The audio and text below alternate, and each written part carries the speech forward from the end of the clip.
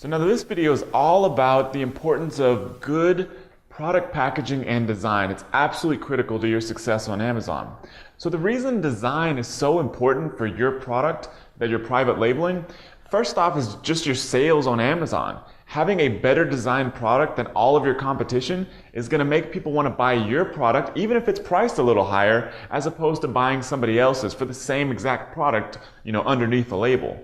Now, another thing too is repeat buyers. It's not just that initial sale. It's once they receive that product in the mail that they're going to start using it and they're going to think that, wow, this has great design, great packaging. It must be a higher quality product. I'm hopefully going to use it again, buy it again. And maybe, if they don't use that same product, they buy one of your other products in the future, or they tell their friends about it. So it's those repeat sales you want to think about too. Lastly is perceived value. I'm going to teach you that you can charge a premium price and actually do better than all your competition and make more money in the process.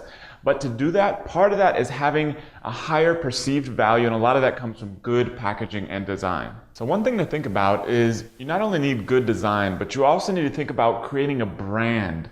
Not just something you're going to sell for a little bit, but a real brand, a real sustainable brand. So the first thing you're going to do is you obviously need to come up with a name for your product and a name for the manufacturer of the product. These can pretty much be completely made up. You obviously cannot use any sort of trademark. So we're going to give you a resource on this video page that shows you how to look up to see if there's any sort of trademark or patent on the product that you're selling, but then also the brand name.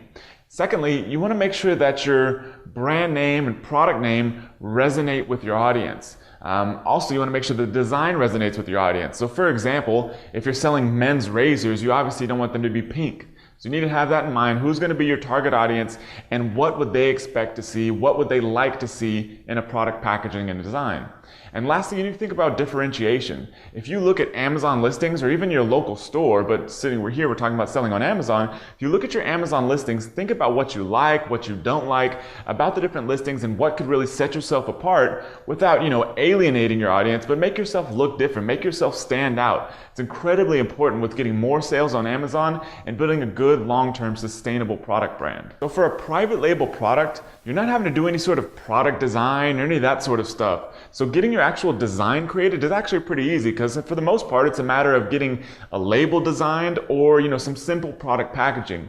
So to get that done, the first thing you should check with is to see if the company that's supplying you the product already does that themselves. They may offer you design services, sometimes even for free. They may or may not be the best designers, but it's something worth checking on and worth trying out to start out with.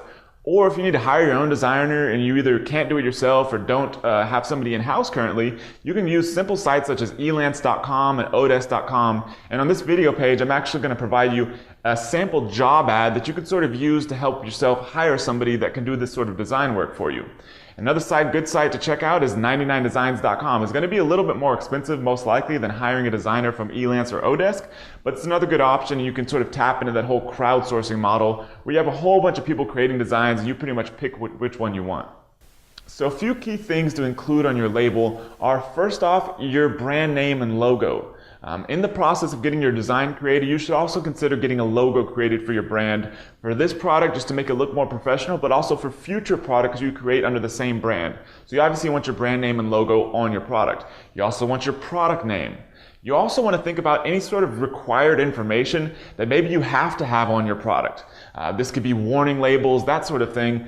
Best way to figure that sort of stuff out, look at what your competitor's doing and also talk with your supplier. Obviously not a lawyer, can't provide legal advice, but that's really going to be your best bet, finding out what sort of information you have to have on your label. Another thing to think about, it's also a requirement in some markets, but it's a good thing to have on there anyways in case people have questions, and following up good customer service is to have contact information. You can have a business name and address, you can have a phone number, you can have a website URL, those sort of things. It's good to have some way for users of your product to contact you. Another thing to think about that a lot of people don't think about when it comes to product packaging and design is on your design, you want to reiterate the main benefits of your product, why people should be using it to begin with, and what differentiates you from everyone else. Because even though they may have already bought the product, you want to sell them on the idea of using it so that they get value out of it and hopefully either buy another one or tell somebody else to, or they buy one of your other products. Big thing to think about is like once you get all of this done and ready to go, double check, triple check everything for accuracy, because you don't want to have, thousands of labels printed off or anything like that and turn out, oh crap, there was something wrong with that label. That's not a good situation to be in. A lot of us have been there, so double check, triple check everything on your label for accuracy. And lastly, you're going to want to get feedback. Whether it's friends, family members, you name it, just get their feedback on your product packaging and design, because they're consumers just like you and I are. So get some feedback from them. Don't rely just on yourself, and you should be able to come out of this with a very high quality, differentiated, and well-selling design.